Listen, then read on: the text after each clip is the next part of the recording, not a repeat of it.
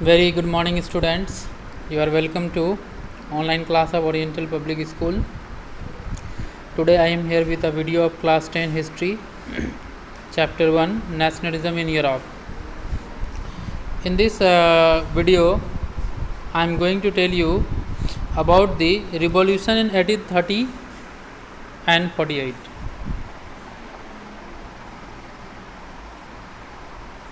In this video we are going to mainly discuss what were the circumstances leading to the revolution of 1830 and even in 1848, and even about the results of this revolution. As you know, the first upheaval took place in France in July 1830. The Bourbon king had been restored to power during the conservative reaction after 1815, were now overthrown by liberal revolutionaries. So there were liberal revolutionaries who wanted to be liberate from the system which was going on there.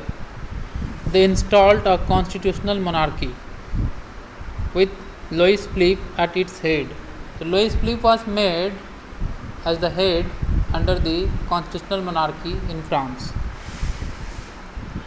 The July Revolution sparked an uprising in the Brussels, which led to Belgium breaking away from the United Kingdom of the Netherlands. Netherlands Revolution in 1848. As you know, parallel to the revolts of the poor, unemployed, and starving peasants and workers in many European countries, in the year 1848, a revolution led by the educated middle class was underway. The revolution happened in the 1848, which was similar to the revolution of 1830. This revolution was organized to once again reestablish the democratic concept of government, which has been overthrown by conservative regimes. It brought about the abdication of the monarch, and the republic based on universal male suffrage had been proclaimed. The universal means the demand was of universal suffrage, means they were demanding that they should be given universal suffrage right. But how could this be possible? It was the main talk about. Now, in other parts of Europe where independent nation states did not yet exist, such as Germany, Italy, Poland, Austro-Hungarian empires, men and women of all liberal middle classes combined their demands for constitutionalism with national unification. Means they demanded they need constitution,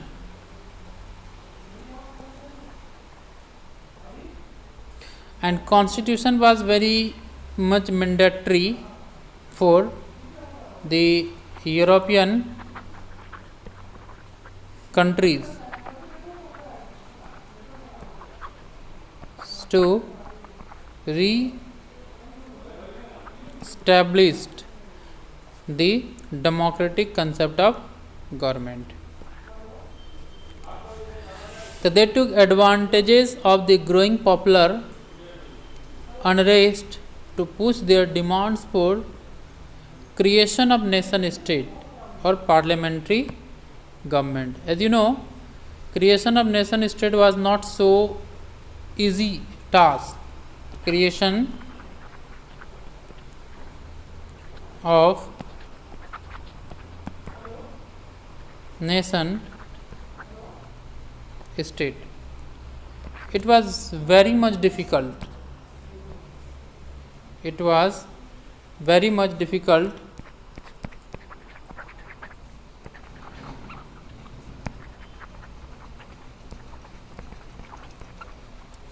for the countries to initiate this system.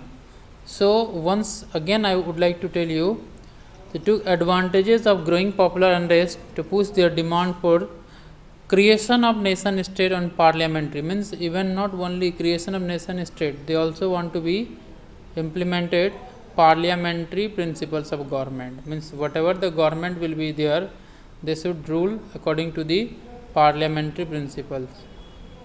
Okay, so now revolution in 1848, you can see the images here, and this image is revolution of 1848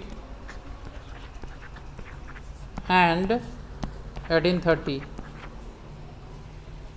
So here the diagram is represented of these two events. Now I am going to tell you about something Frankfurt Parliament. Frankfurt Parliament was convened on St. Church Paul, Church St. Paul, which was in Germany. The Frankfurt Parliament in the German region, a large number of political associations whose members were middle class, professionals, businessmen, and prosperous artisans came together in the city of Frankfurt. They all came in the city of Frankfurt and decided to vote for all German nation assembly.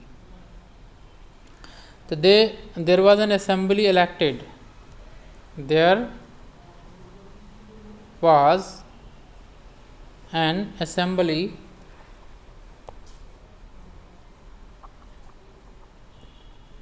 elected called the German National Assembly.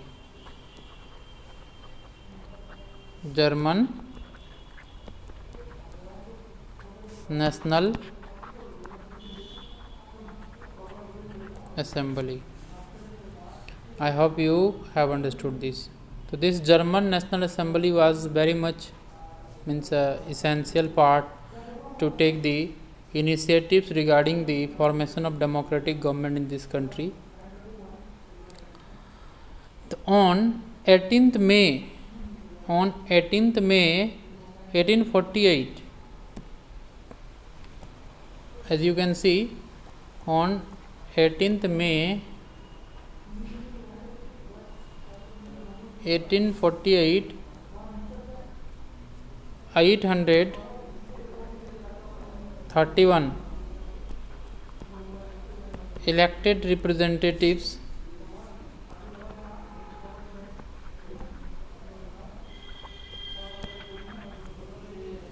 march in a festive procession to take their place in the Frankfurt Parliament convent in St. Paul. So they were demanding that their position should be there in the St. Paul Church. Even they not stop their activities up to here. They have continued their revolution and they drafted a constitution for German nation to be headed by monarchy subject to a parliament. When the deputies offered the crown on these terms to Friedrich Wilhelm IV,